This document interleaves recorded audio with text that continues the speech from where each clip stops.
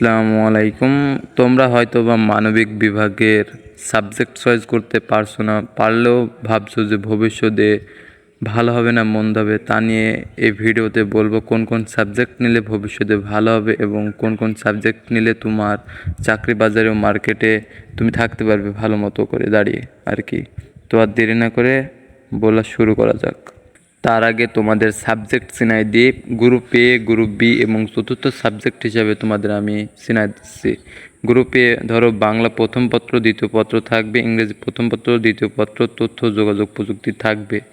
এগুলো সবারই থাকবে, এগুলোর মধ্যে কোনো চেঞ্জ করতে পারবা না, এটা তোমাদের সকলের জন্য আবশ্যিক। এবার গ্রুপ বি, এখানে শেখানোর ক্ষেত্রে গ্রুপ বি ধরা হয়েছে। এখানে তোমাদের চয়েস সাবজেক্টের মধ্যে থাকবে অর্থনীতি, ইতিহাস, রাষ্ট্রবিজ্ঞান, ভূগোল, সমাজবিজ্ঞান, ইসলামের ইতিহাস, পৌরনীতি ও সুশাসন, মনোবিজ্ঞান। এর মধ্যে থেকে তোমরা যে কোনো তিনটা নিতে পারবে। এই 8টি সাবজেক্টের প্রতিটি সাবজেক্টের 2টি করে খণ্ড থাকবে, যেরকম অর্থনীতি প্রথম পত্র, দ্বিতীয় পত্র, ইতিহাস অর্থনীতি মানে ইতিহাস প্রথম পত্র, দ্বিতীয় পত্র, এভাবে প্রতিটা সাবজেক্টের 2টি করে পত্র থাকবে। এবার তোমাদের বোঝানো হবে ফোর্থ সাবজেক্ট কোনগুলো থাকবে বা কোন কোন সাবজেক্ট ফোর্থ সাবজেক্ট হিসেবে থাকে বিভিন্ন কলেজে।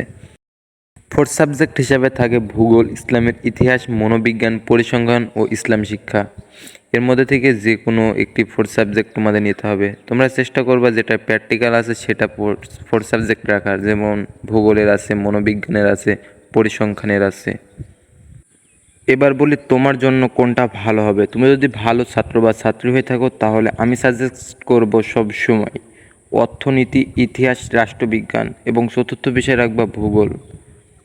কারণ বর্তমানে অর্থনীতি অনেক চাহিদা রয়েছে এবং ইতিহাস, রাষ্ট্রবিজ্ঞান থাকলে ভবিষ্যতে এলএলবি করতে তোমাদের সহায়তা হবে। এবং এলএলবি হয়তো বা তোমরা বুঝেছো কি আমি বলতে চাচ্ছি। এবং যারা মানবিক নিয়ে পড়ছো তারা ভবিষ্যতে যদি ভালো কিছু করতে চাও অবশ্যই অর্থনীতি, ইতিহাস এবং রাষ্ট্রবিজ্ঞান নেবে, এবং তাহলে তোমরা চাকরির বাজারেও অনেক চাহিদা পাবে এবং বিভিন্ন কাজে তোমাদের চাহিদা থাকবে আর কি। আর যারা তোমরা মধ্যমানের ছাত্রছাত্রী এবং যারা খারাপ আছো মানে পড়াশোনায় মনোযোগ দিতে পারো না, তারা মনোযোগ দাও এবং ভালো করে পড়াশোনা করো। এবং সবচেয়ে বেটার হবে মধ্যমানের ছাত্রদের নিয়ে এই সাবজেক্টগুলো তোমরা অর্থনীতি, সমাজবিজ্ঞান ও পরিণতি ও সুশাসন রাখবা, এবং চতুর্থ বিষয় রাখবা হলো মনোবিজ্ঞান বা কৃষি শিক্ষা।